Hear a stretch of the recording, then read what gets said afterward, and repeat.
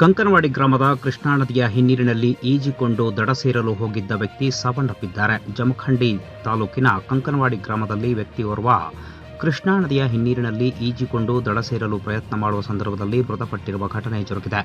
ಮೃತಪಟ್ಟ ವ್ಯಕ್ತಿಯನ್ನ ಕಂಕನವಾಡಿ ಗ್ರಾಮದ 65 ವಯಸ್ಸಿನ ಈಶ್ವರ್ ಸಿದ್ದಿಗಿರಿ ಸಿದ್ದಣ್ಣವರ್ ಎಂದು ಗುರುತಿಸಲಾಗಿದೆ. ಮೃತಪಟ್ಟ ವ್ಯಕ್ತಿಯು ತಮ್ಮ ಸಂಬಂಧಿಕರ ಅಂತ್ಯಕ್ರಿಯೆಗೆ ಮರಳಿ ತಮ್ಮ ಗ್ರಾಮಕ್ಕೆ ಆಗಮಿಸುವ ಸಂದರ್ಭದಲ್ಲಿ ಕಂಕನವಾಡಿ ಗ್ರಾಮದ ಕೃಷ್ಣಾ ನದಿಯ ಹಿನ್ನೀರಿನಲ್ಲಿ ಈಜಿಕೊಂಡು ತಮ್ಮ ಮನೆಗೆ ಸೇರುವ ಸಂದರ್ಭದಲ್ಲಿ ಮೃತಪಟ್ಟಿದ್ದಾನೆಂದು ಮಾಹಿತಿ ಲಭ್ಯವಾಗಿದೆ.